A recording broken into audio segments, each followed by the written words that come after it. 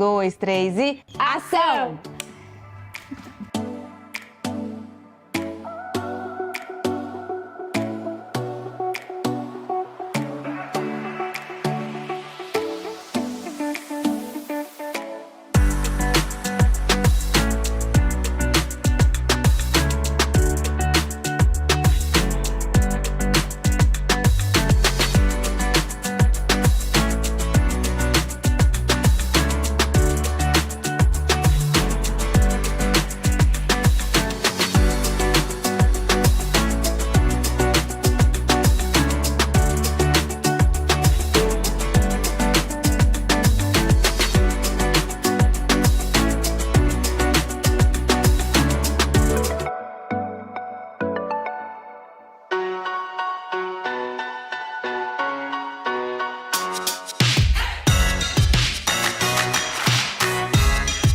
E no Cultura e Design dessa semana, Liberdade, Arquitetura e Design em Minas Gerais.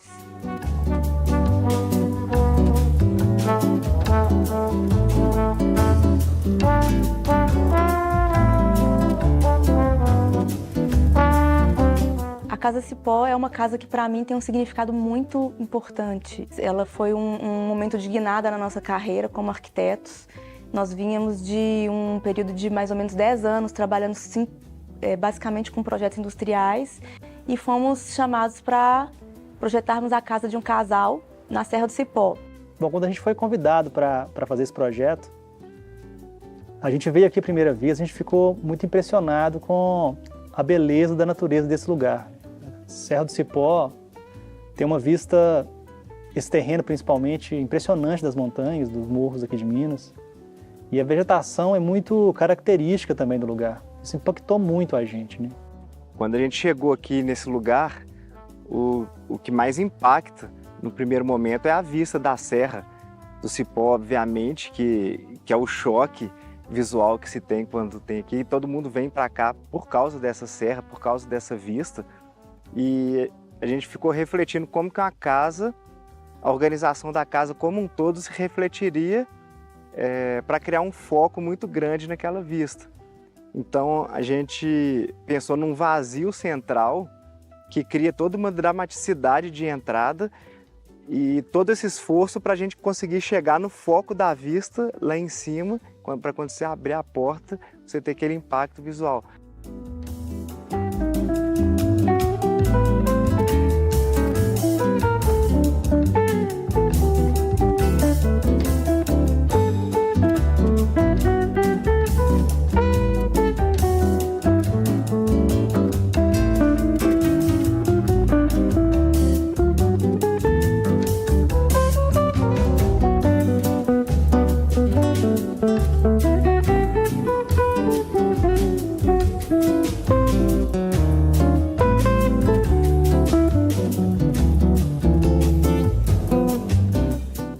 Uma certa dramaticidade assim, meio que cinematográfica, mas foi um conceito que organizou toda a casa em função disso. A arquitetura não precisa ser arte, existem várias nuances de arquitetura, várias abordagens arquitetônicas, mas nós, na Tetro, nós buscamos uma arquitetura que tenha uma raiz na arte. Então, fazendo um paralelo com qualquer outro tipo de arte, a pintura, a escultura, a música, eu acredito que a arquitetura ela tem que transmitir emoções. Então, eu acho que uma pessoa, ao entrar numa casa que a gente projeta, a gente espera que ela, de alguma forma, seja tocada por aquele ambiente, por aquela atmosfera, pelas formas que nós pensamos, e saiam de lá mais inspiradas, com alguma coisa dentro delas modificada.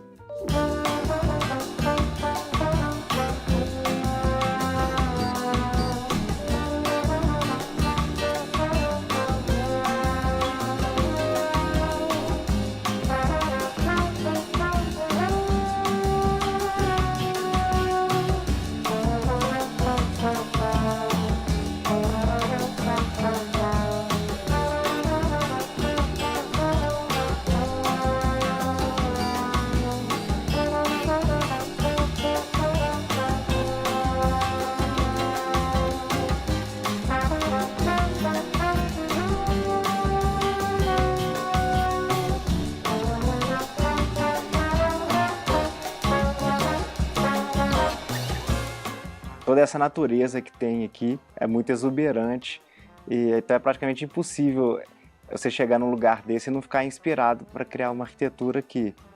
E o nosso cliente, a pessoa que mora aqui, que iria morar, ele veio com a ideia de fazer uma casa contemporânea, procurou a gente porque já conhecia os nossos projetos, mas ele tinha alguns desejos, ele tinha algumas dúvidas, ele gostava muito da arquitetura colonial mineira, da arquitetura das fazendas mineiras, né? Um conceito de sustentabilidade que a gente tem lá na Tetro é não intervir na natureza, não destruir o terreno, não cortar árvores, não tirar a vegetação local. A gente quer fazer uma arquitetura que se integre, que respeite tudo que já existe ali naquele lugar e não destruir e fazer uma compensação depois. E a grande questão eu acho, dessa casa é como inserir ela nessa topografia aqui sem nenhuma alteração do terreno em si, assim, nenhuma alteração da topografia. Porque mexer nisso significa matar a vegetação, matar as árvores. Então é uma casa que ela se adequa ao terreno assim, muito delicadamente. Ela tem a parte que toca o terreno, que é a parte que tem mais contato com o chão, mas o corpo grande da casa está suspenso e em pequenos apoios para ficar uma arquitetura como que pousada aqui, uma arquitetura leve. O terreno era um terreno um pouco estreito e com uma vista muito, muito maravilhosa aos fundos. Nós tínhamos que procurar permitir essa vista, pelo menos dos ambientes mais importantes. Então, ao fundo nós locamos a sala, né, que é onde a gente está aqui, com a suíte principal. E, naturalmente, os demais ambientes, eles foram organizados em 2 braços que se projetam para frente da casa, né, em direção à rua. Então, a casa ela se organiza num C. A gente queria que o que tocasse o solo tivesse a ver com o que está no chão, né? O que é as pedras. Então, como se a pedra tivesse subido e feito as paredes. E a gente tem uma plataforma, uma base de concreto, que a gente apoia as paredes brancas, assim como nas casas coloniais também. E as janelas de madeira são os elementos que a gente também escolheu para fazer as esquadrias. E aqui a gente tem um telhado, mas diferente da arquitetura colonial, que é o telhado 2 águas ou 4 águas, a gente faz um telhado borboleta, porque aqui o telhado ele se abre para a entrada, então ele convida as pessoas a entrarem na casa e ele também se abre para a vista.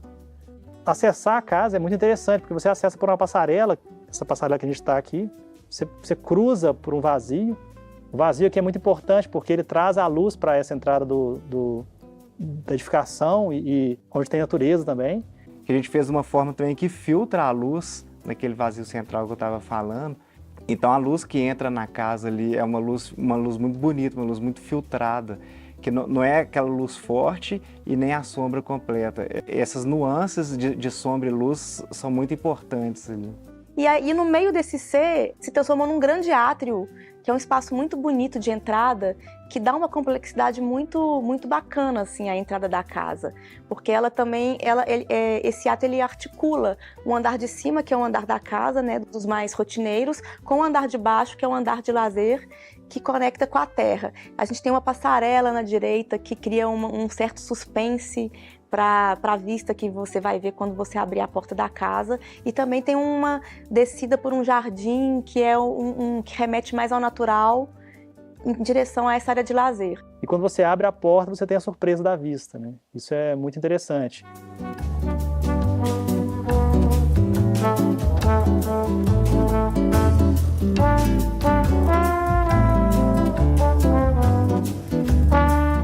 E a gente quis que de dentro da casa você tivesse essa leitura do telhado em todos os ambientes. Então você vê sempre a estrutura de madeira laminada colada em todos os ambientes da casa.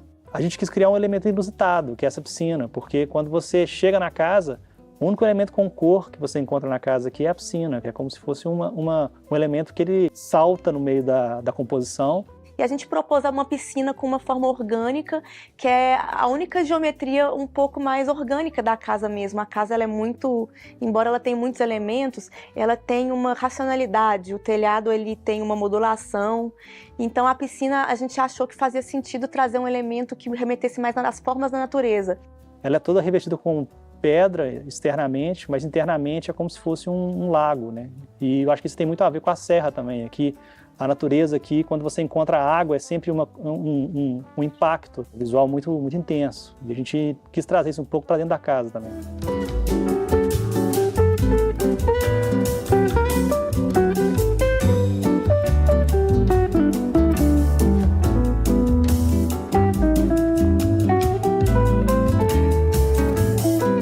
Não saia daí, hein? A gente já volta daqui a pouquinho.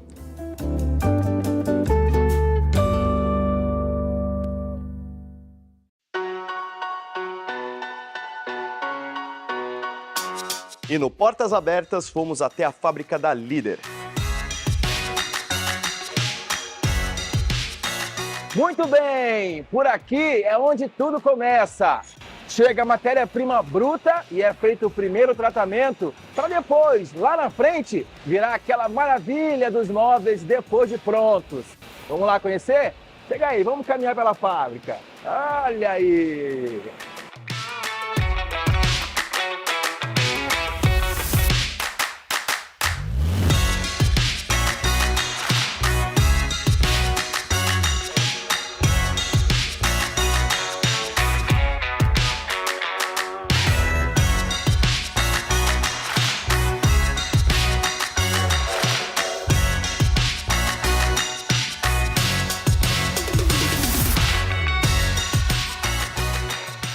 Saindo da área da marcenaria, chegamos agora na área dos estofados. E aqui, com um detalhe muito interessante, a estrutura dos móveis são feitas de metal.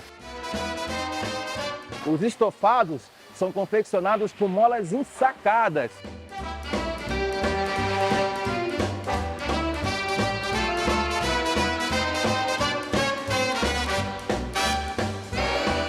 E aqui mais um detalhe muito interessante.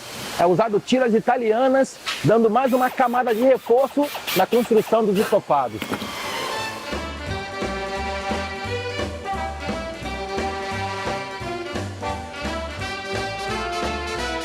Lembra que eu falei que as tiras italianas eram uma super camada de reforço? Olha aqui o test drive, ó. Ó o Mário testando. É seguro ou não? Total. E um detalhe, o teste aqui não é em metro, é o que, Mário? É em peso. E essa máquina aqui, feito o corte do couro. E com ela é feito um aproveitamento de 90% do couro. O que isso representa? Sustentabilidade.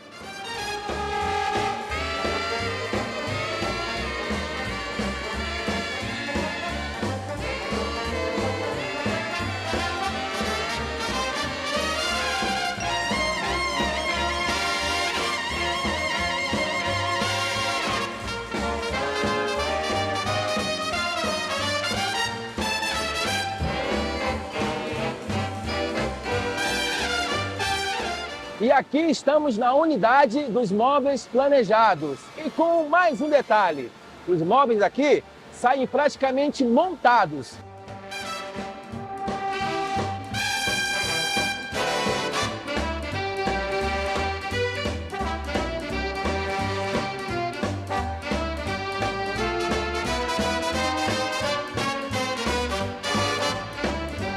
As espumas são feitas aqui na fábrica. E eu fui autorizado a fazer o quê? O test drive de maciez das espumas. Vamos lá?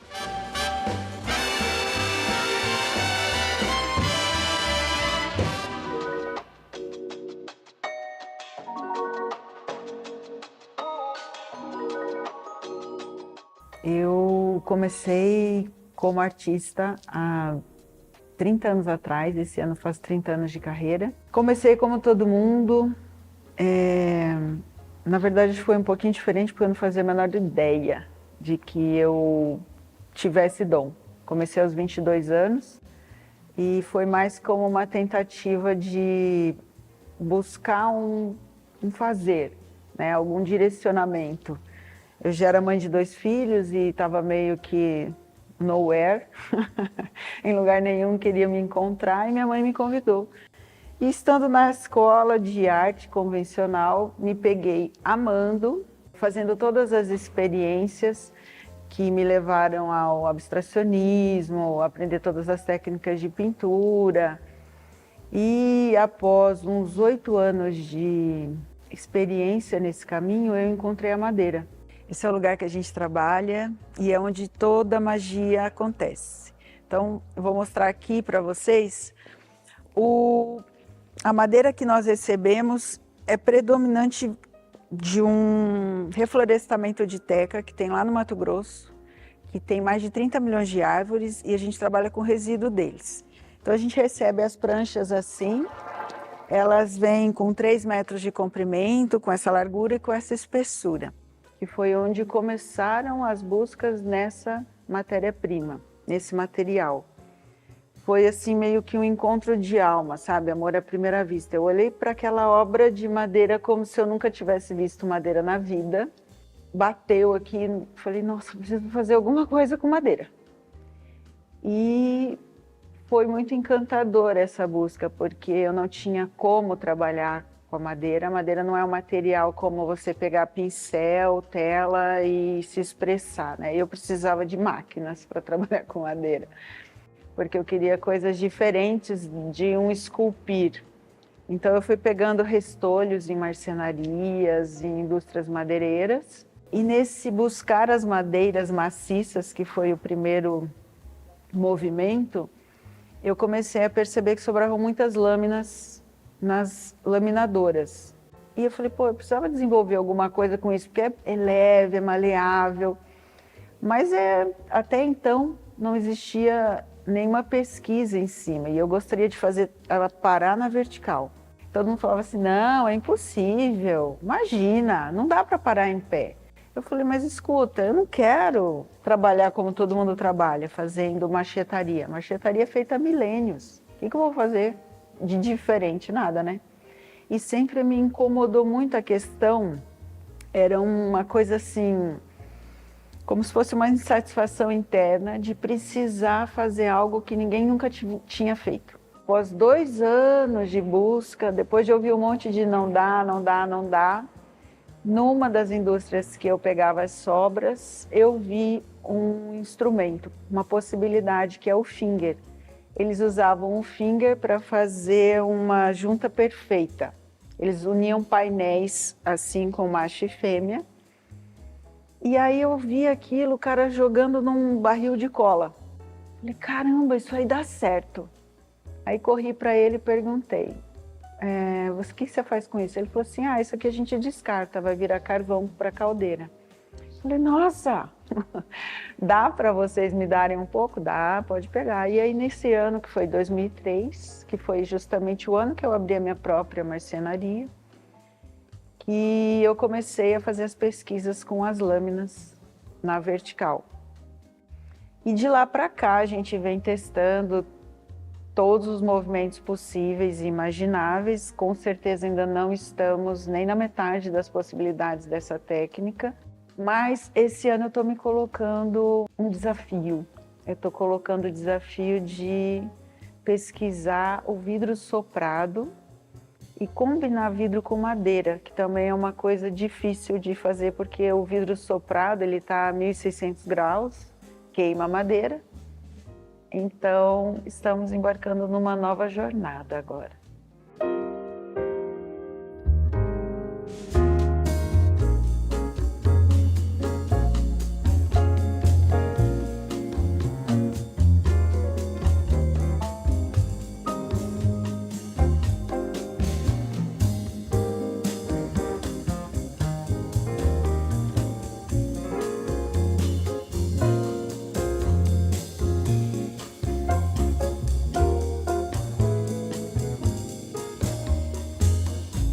Falando um pouco da Lara, a arte foi um veículo de eu me descobrir como pessoa, como uma forma de manifestar o meu ser. Como viver nesse planeta traz impressões na nossa alma e eu, como artista, me sensibilizando através disso. Aos poucos eu fui entendendo que o fato de eu trabalhar com sobra de madeira tinha uma questão na sustentabilidade.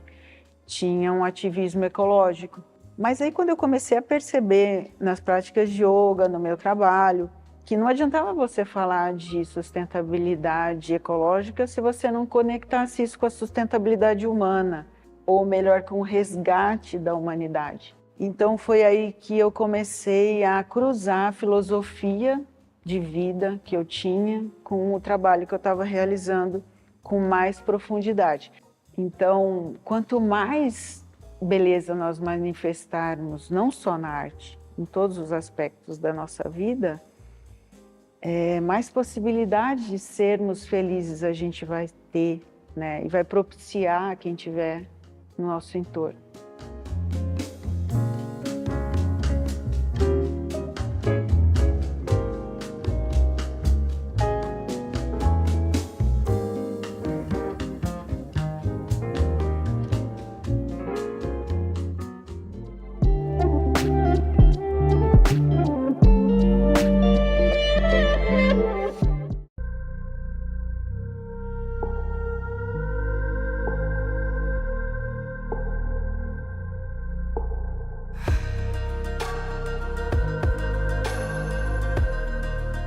Quero falar um pouquinho com vocês sobre a nossa visita na fábrica da Santista. E quer saber minha opinião? O que eu mais adorei é a versatilidade que o jeans alcança. É lindo o que fazem com jeans.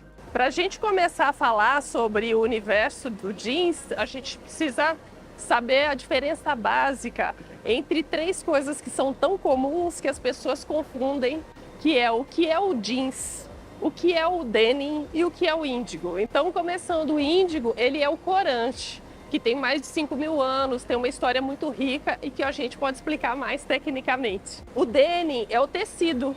O próprio nome vem da origem, a palavra da cidade de Nîmes, porque era Serge de Nîmes.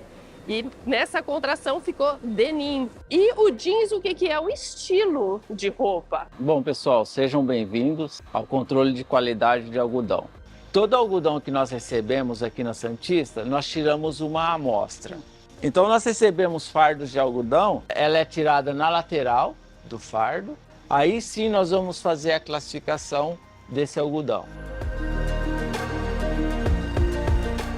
Nós recebemos da fiação fios e eles são processados para tingimento em corda ou para tingimento em multicaixas.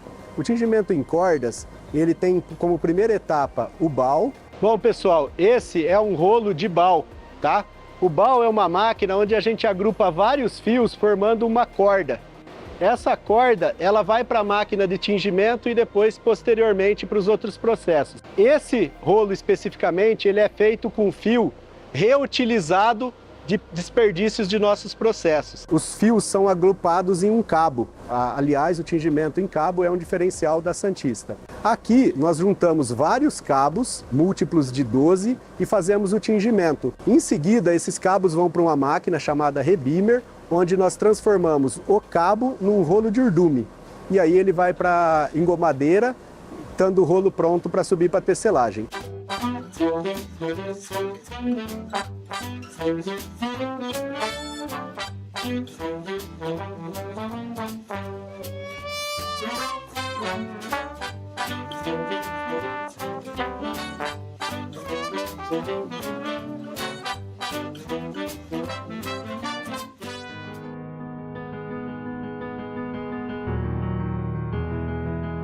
O processo têxtil gera resíduos. A Santista, ela tem uma visão muito forte em como eliminar esses desperdícios, né, essa geração de resíduos. Os resíduos que são gerados 100% algodão são reutilizados no nosso processo. Então a gente tem essa preocupação em separar e garantir que esses resíduos sejam destinados da melhor forma possível, pensando aí na proteção do meio ambiente. Os resíduos que são gerados no nosso processo industrial, nós separamos, damos uma tratativa e ele retorna para o nosso processo como matéria-prima. Em caso de descarte de resíduo ou algum pedaço da matéria-prima, como que é feito esse descarte? Praticamente tudo que é gerado dentro do processo, ele acaba voltando em forma de fibra reciclada e isso traz um benefício enorme para o meio ambiente. E o que não é possível, ele tem o destino adequado nos aterros, da forma com que a legislação nos pede e recomenda, né? Então, é juntarmos esforços no entorno onde nós estamos inseridos, com fornecedores, com os clientes, com a nossa gente, com a sociedade, para fazer dessa bandeira a urgência que ela merece e que a gente tenha realmente toda essa atividade têxtil voltada para a preservação do meio ambiente. No nosso processo na Santista, a gente utiliza muita água para fazer o tingimento de fios. Após a utilização dessa água, ela é descartada para a ET, chega nessas condições aqui para ser tratada. Nosso tratamento é biológico, onde as bactérias vão fazer a degradação da matéria orgânica com o nosso processo aeróbico, a utilização de oxigênio, e com isso a gente devolve para o rio a água dessa forma aqui. Para mim, foi muito importante ser chamado para esse projeto. Tá me dando muita visibilidade, eu tô podendo fazer networking, conhecer várias pessoas. A visitação aqui é muito importante no portfólio, porque eu vou saber como determinados processos são feitos e ajuda tanto no lado profissional quanto no lado educacional. Isso eu posso aplicar também esses conhecimentos na minha área, que eu trabalho atualmente com uniformes, mas tem também essa coisa da moda e das customizações. Muito interessante esse uso da tecnologia.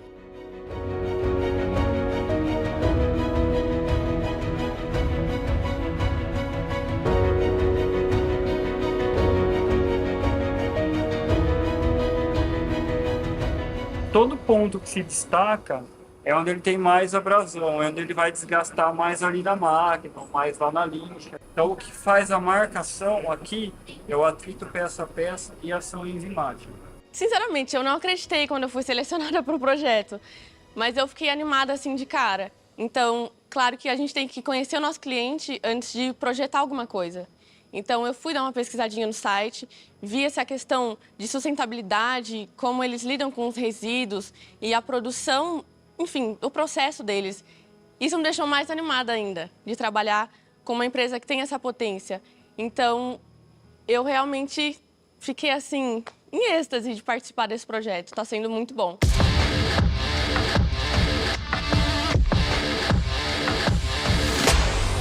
E no Você Sabia dessa semana, depois da visita na fábrica do carro em clay, carro conceito, conversa com o Peter, estamos aqui agora na concessionária com ele, o novo Fastback.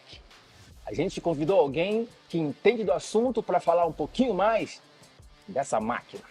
Destaca pra gente o que você acha excepcional nesse modelo de veículo. Eu diria que a primeira grande diferença dele de um SUV convencional é exatamente esse design coupé. Isso traz mais performance, porque ele acaba tendo um equilíbrio aerodinâmico melhor do que a maioria dos SUVs. É o Fastback, o Peter falou com a gente. Esse é o Fast, do Fastback, né? E o back, obviamente, envolvendo a traseira dele. Esse é o grande diferencial do carro. E o porta-malas, né?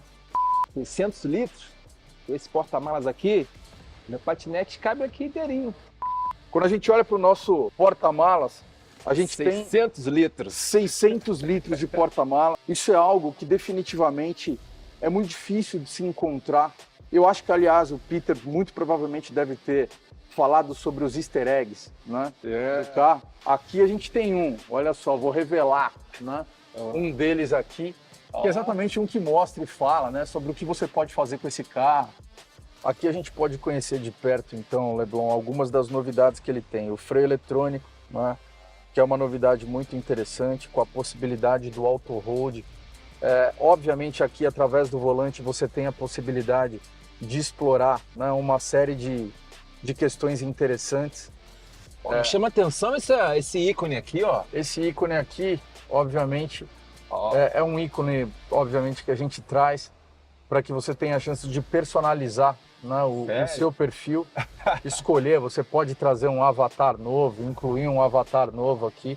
Muito bem, gente. Então, depois dessa aula aqui com o Zola, quero agradecer, satisfação de ter conhecido um pouco mais dessa máquina, o Fastback.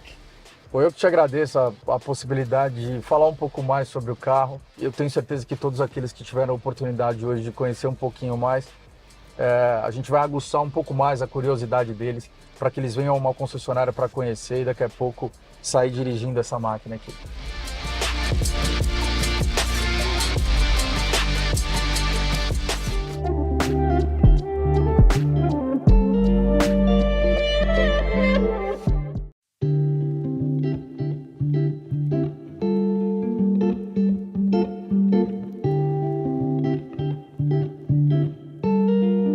Coluna Design Humanizado.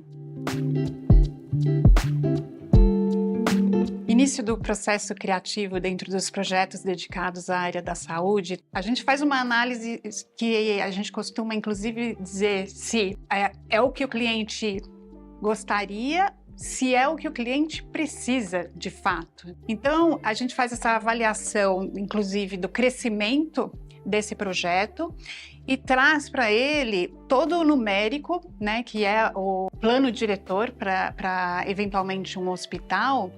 E quando a gente vai fazer essa apresentação, vem tudo junto um processo de look and feel.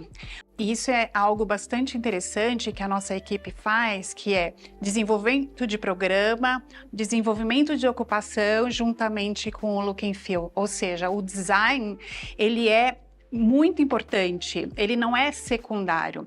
Muitas vezes a gente vê o planejador hospitalar fazendo o projeto de dentro para fora para atender todas essas premissas, mas de fato a gente entende que deve caminhar juntos, porque o design é extremamente importante. Dependendo do entorno, então se há uma edificação nova, o terreno ou a cidade ou algo que já esteja na história desse cliente, a gente traz para construir esse storytelling. E aí o storytelling, ele vem com as cores para o mood board. Não só na área residencial, mas também corporativo, inclusive edificação. Nesse momento a gente traz o time junto e a gente começa a discutir o plano, as referências, o storytelling, conforme falado, e as cores e a materialidade. Então esse é o momento que a gente faz as trocas e estuda possibilidades antes de apresentar para o cliente. Nesse projeto especificamente, o storytelling ele tinha a ver com o pomar desse terreno. Então, quando fomos apresentar para o cliente, nós escolhemos por levar a experiência das frutas. Então, com os aromas, o cheiro de todas essas frutas, o cliente pôde entender a classificação das cores, que elas foram definidas por andar, e mais as texturas e a relação com o verde que estava do lado de fora.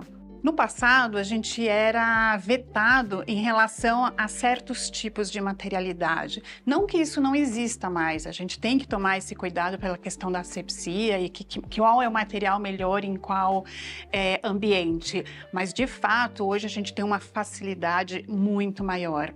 Por quê? Porque a gente busca a hotelaria para dentro desses espaços. Ou seja, a gente não quer só a eficiência, mas a gente traz o design novamente para a melhoria do paciente. Então, ou seja, a gente fala muito do design humanizado e como que isso vai refletir na melhoria desse paciente. Então, muitas vezes ele fica menos tempo no hospital.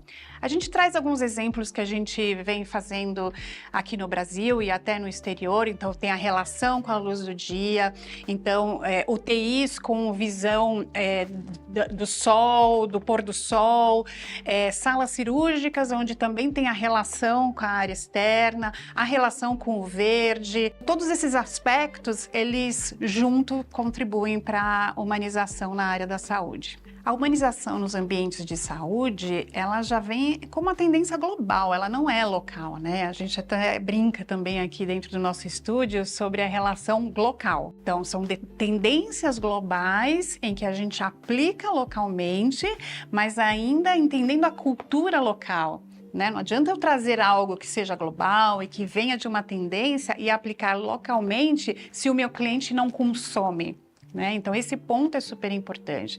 E aí a gente fala muito sobre inovação dentro desses espaços e como que a gente usa todos os aspectos relacionados ao bem-estar para conseguir o melhor para o projeto e, obviamente, para o usuário.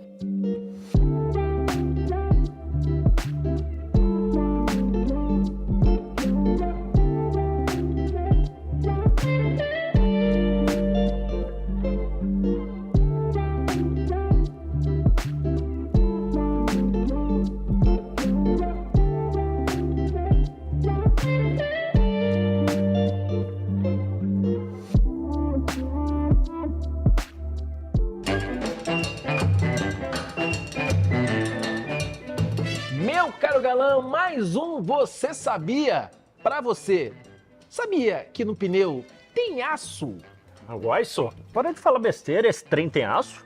Mas uai. No pneu tem toda uma malha de aço que envolve a borracha. E como você acha que iria sustentar 2, 3, 4, 5 toneladas? Uai, então você quer dizer que no pneu do Pulse que a gente estava usando tem aço? Lógico que tem, só. Tem aço no pneu do Pulse, com certeza. Uai, essa nem eu sabia que esse trem tem aço, hein? No pneu tem aço. Você sabe por que a Líder em Aços está fazendo o maior investimento do setor no país? Porque esse é o nosso compromisso com o Brasil. Transformar a construção junto com o André, alçar novos voos com a Jennifer e ser a parceira das pequenas e grandes histórias do país, criando, junto com você, as soluções para um futuro melhor. ArcelorMittal, aços inteligentes para as pessoas e o planeta.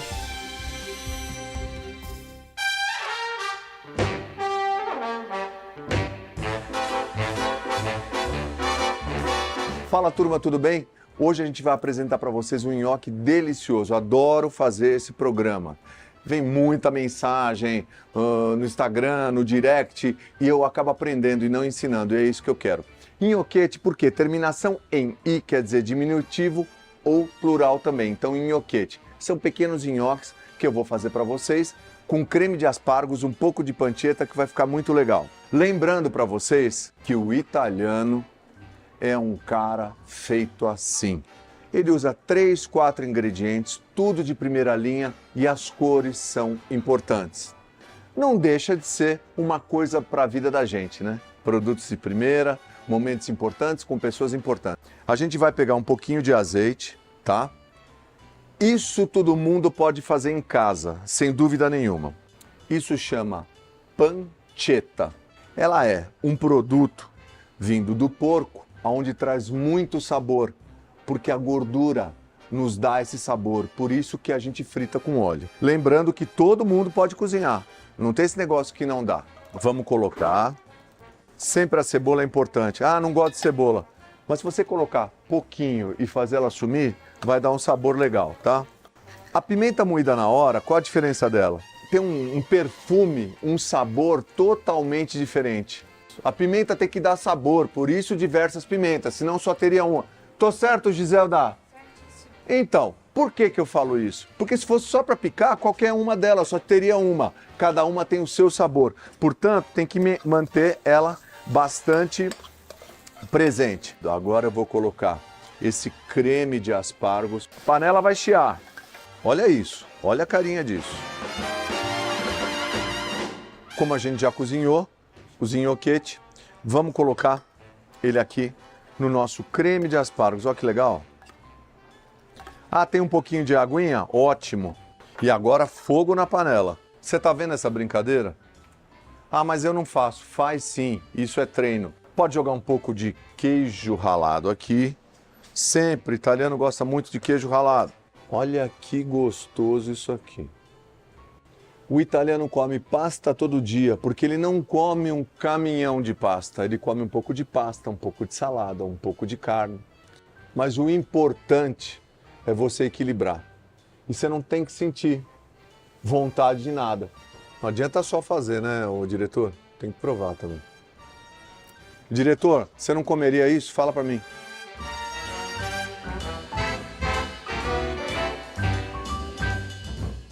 Ficou com vontade? Vai ficar com saudade de mim até o próximo programa? Vem aqui no Folha. Vem comer ao vivo aqui, tá bom? Um beijo.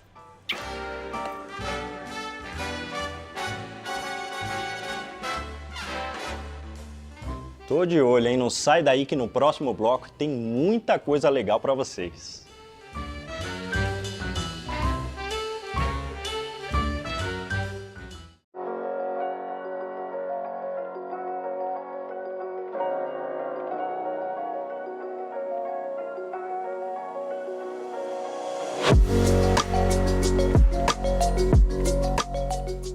Cris, a gente está aqui hoje para bater um papo, entender um pouco do processo criativo da Eliane e até entender como que a gente converge a questão da arquitetura, dos designers, independente do produto, se a gente está indo para a área da saúde, corporativo, como que a gente faz para trabalhar juntos e qual é a materialidade que você traz para a gente de novidade nesse momento? Dentro da Eliane, e eu acho que também dentro do escritório de arquitetura, o processo é bem parecido, porque antes de mais nada, a gente precisa fazer um estudo do que está acontecendo no mundo, do desejo, do que é tendência, dessas referências externas ao projeto em si.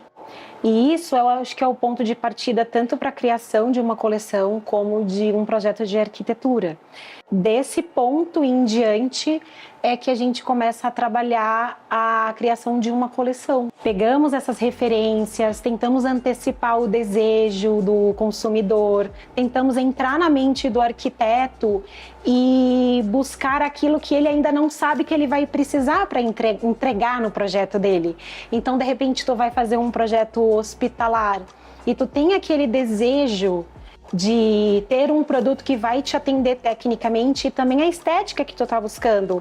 Porém, nós, como indústria, temos que antecipar esse desejo, essa necessidade do consumidor, tanto do consumidor final como do especificador, para que quando tu fores fazer a tua composição de projeto, a gente tenha esses produtos que vão cair como uma luva naquilo que tu tá pensando e naquilo que tu tá precisando. Hoje a gente está aqui com a linha Oasis, que inclusive ela tá compondo aqui o nosso mood board, que entendemos que essa linha ela pode ir para qualquer tipo de tom, a gente faz uma mescla aqui até dentro do ambiente de todas as outras referências.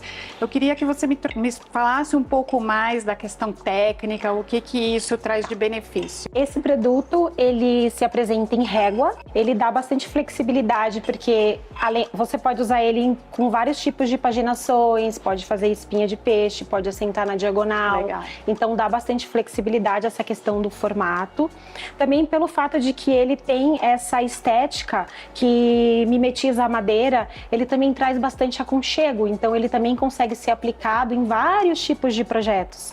Então, por exemplo, digamos que tu vai fazer um projeto hospitalar e o teu objetivo é trazer esse aconchego da madeira no ambiente, eu consigo usar esse produto porque ele é um porcelanato que tem alto desempenho, então ele não vai ter absorção de água, ele não vai ficar encardido, ele não vai manchar. Você vai conseguir usar ele em vários tipos de ambientes porque ele aceita alto tráfego, ele não é um produto esmaltado, então ele vai ter um desgaste que não vai ser percebido ao longo de muitos e muitos anos, porque ele tem essa tecnologia que a gente chama de color body, que é a cor em toda a espessura do produto. Então ele te dá uma vida útil muito superior do material, sem perder as características de vivacidade, de beleza.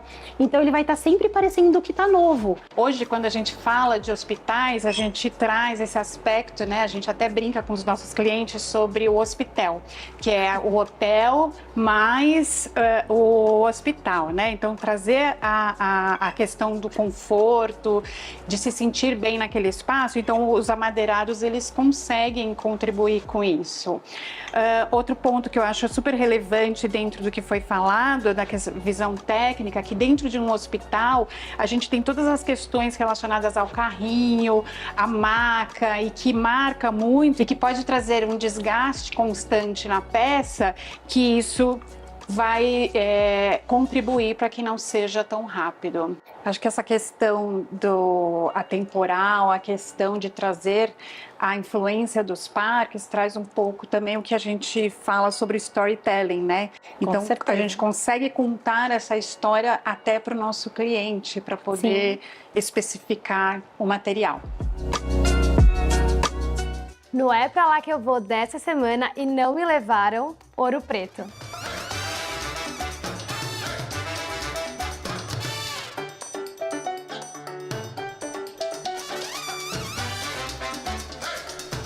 É firme e forte. Já que você falou, Leblon, parar para reabastecer, eu vou pegar minha turminha aqui, vou comer um negocinho ali, né?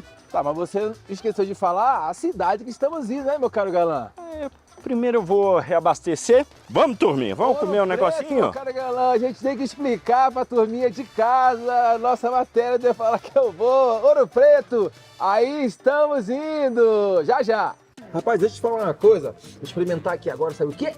Pastelzinho de angu, indicação dos nossos amigos aqui de Minas, o Igor e o Carlos. Então eu vou aqui no patrimônio histórico de Minas. Isso aqui valeu ouro, hein? Pãozinho de queijo. Pãozinho de queijo. Então antes disso, calma aí, um brinde às delícias de Minas.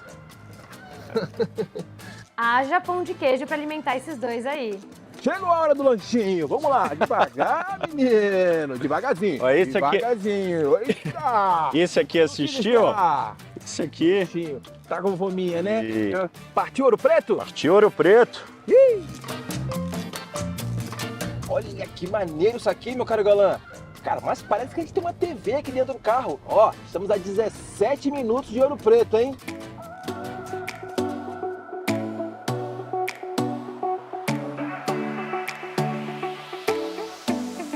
Muito bem, meu caro galã, a gente está aqui aonde? Em Ouro Preto e diante dessa igreja maravilhosa, a igreja de São Francisco de Paula. É bonito aqui, hein, Leblon? Bonito. Você sabia de uma coisa? A igreja mais nova de Ouro Preto é de 1804. E tem uma outra informação, meu caro galã.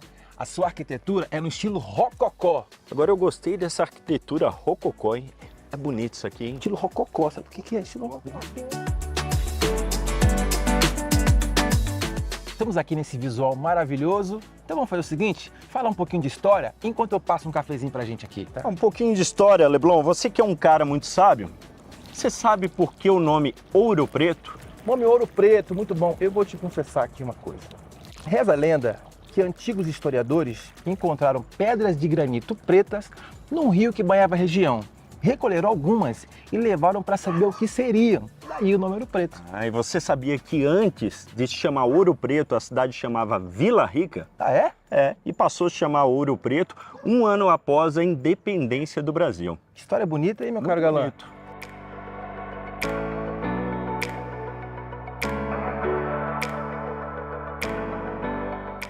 E essa é a Basílica Menor Nossa Senhora do Pilar, que foi construída no início do século XVIII.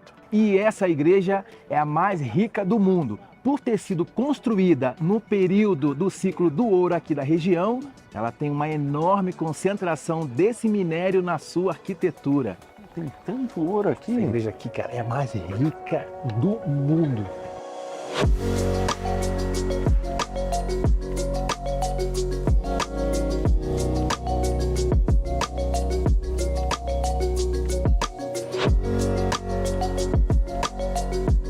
Nossa, que igreja maravilhosa, uma das mais lindas que eu já vi.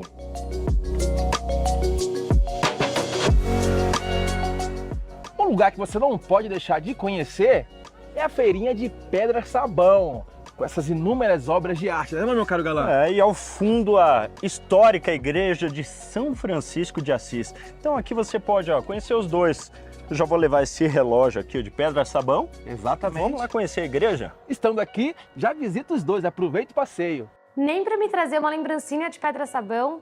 Oh, happy day! Oh, happy day! Oh, happy day! Oh, happy day! Oh, Jesus was! When Jesus was!